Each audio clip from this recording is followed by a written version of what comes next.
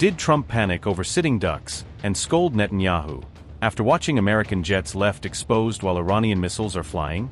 Was Trump furious after seeing U.S. jets parked like open targets in Israel during Iran's strikes, as his forces were put at risk in a live war zone? Trump pointedly dresses down Bibi over stupid and ignorant attacks, highlighting a public rupture in the U.S.-Israel wartime messaging.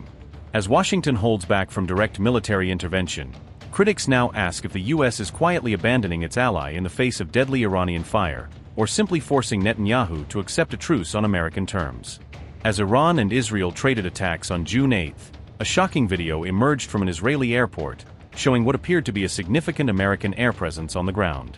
Rows of American fighter jets were seen parked at Israel's Ben Gurion airport on June 8, underlining how closely U.S. air power is now positioned alongside Israeli assets.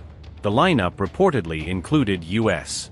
Air Force aerial refueling aircraft, specifically KC-135 Stratotankers, which are critical for extending the range and endurance of combat jets in any potential wider conflict.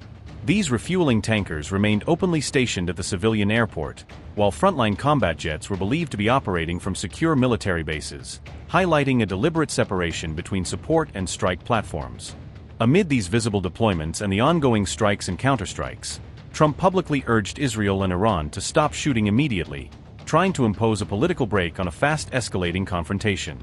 Trump also claimed that despite what he called ignorant and stupid attacks, both sides were engaged in peace talks, suggesting that quiet diplomacy was still underway even as missiles flew.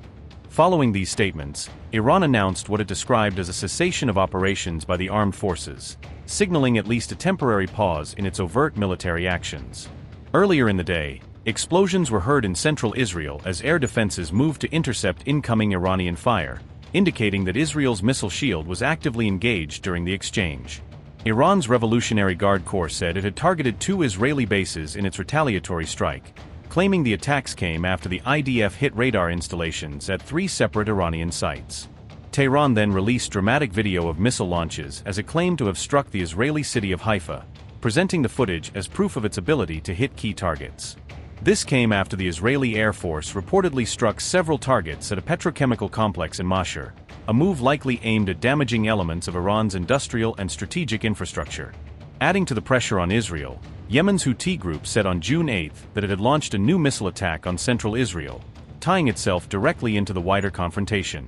The rebels claimed that sensitive targets belonging to what they called the Israeli enemy in Jaffa had been struck, positioning the attack as part of a broader campaign of solidarity with Iran.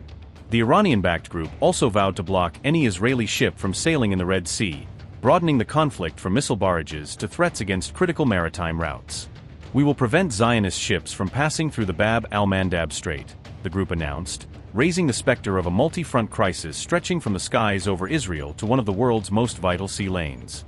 In line with confronting the American and Zionist aggression against the axis of jihad and resistance in Iran, Palestine, Lebanon, Iraq, and Yemen, and in rejection of the Zionist project seeking to establish what is so-called Greater Israel under the name of the New Middle East, and in our endeavor to break the unjust and oppressive siege imposed by the American enemy on our people and the free and dear peoples of the Axis in Lebanon, Gaza, and Iran, and based on the principle of unified fronts and confronting enemies, and in response to the Zionist aggression against Lebanon, Iran, and Gaza, the Yemeni armed forces launched a missile barrage targeting sensitive Israeli enemy targets in the occupied Jaffa region.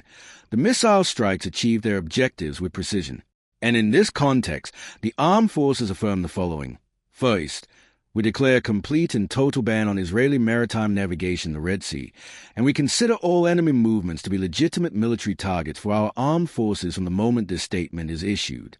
Second, we affirm that we will respond to escalation with escalation, and our military operations will intensify in accordance to the field developments, the battle, and in conjunction with the axis of jihad and resistance. Third, we affirm the right of our people and the peoples of our free nation to confront the American-Israeli aggression. We will not stand idly by in the face of the unjust siege imposed on our people and the peoples of the axis of jihad and resistance in Palestine, Gaza, Iran, Lebanon, and Iraq. All the enemy's attempt will fail, Allah willing, and our operations will continue as long as the aggression and siege against us and the axis of jihad and resistance persist. Notably, analysts point out that the U.S. did not take part in the latest strikes on Iran, marking the first time since the war began that American forces stayed out of direct offensive action. The Trump administration also did not order any American defensive moves to shield Israel from incoming Iranian missiles, U.S. officials said. Trump has said that Israeli Prime Minister Benjamin Netanyahu will have no choice but to accept a U.S. brokered agreement, signaling that Washington expects Israel to ultimately fall in line. "I call the shots," Trump told the Financial Times, insisting that Netanyahu does not dictate U.S. policy and underscoring who he believes is really in charge of this crisis diplomacy. There now appears to be some friction between the two allies, with tensions reportedly sharpened by the U.S. use of Israeli civilian airports for its military aircraft during the ongoing confrontation.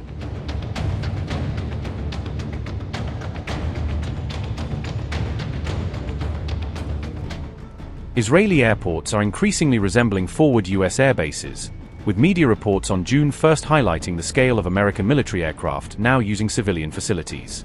At Ben Gurion Airport, around 60 U.S. Air Force tanker aircraft have reportedly been parked on site, occupying large sections of apron space normally used by Israeli carriers. At the same time, close to 20 U.S. military jets have been spotted operating from Ramon Airport in southern Israel, further underscoring the country's role as a major staging hub. Washington has reportedly asked Israel to continue hosting this large American aircraft presence through 2027, indicating that the arrangement is designed to be long-term rather than temporary. Israel's civil aviation chief warned last month that Ben Gurion Airport has effectively become a U.S. base, arguing that the heavy military footprint is reshaping how the airport functions. He added that the presence of so many American jets has disrupted civilian flight schedules and posed a serious challenge to the business operations of Israeli airlines. As a result of these constraints, Israeli airlines have been forced to relocate many of their aircraft to airports abroad, and some of those planes have still not returned to Israel. One carrier, Israel, which usually parks 17 aircraft at Ben Gurion, is now reportedly permitted to keep only 4 there, sharply reducing its domestic parking capacity. These operational restrictions have pushed up airfares and reduced the number of Israeli flights in circulation, directly affecting passengers and the broader travel market.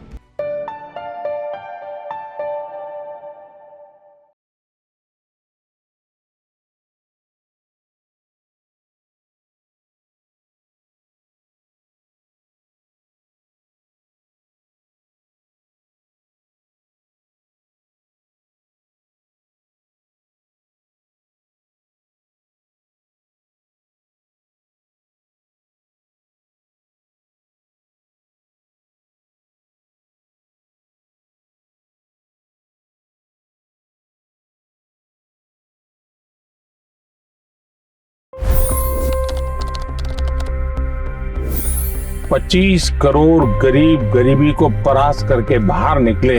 For the good of our nation, let's work together and let's truly make America great again. The fastest news breaks. Requested PM saying that look, you will have to speak to Putin and to Zelensky. The biggest newsmakers. The relationship with India is probably the most important bilateral relationship the U.S. will have for the rest of this century. The capital delivered quite an election result today. Expert analysis. The million-dollar question today is how to stop this dance of death. Ground reports.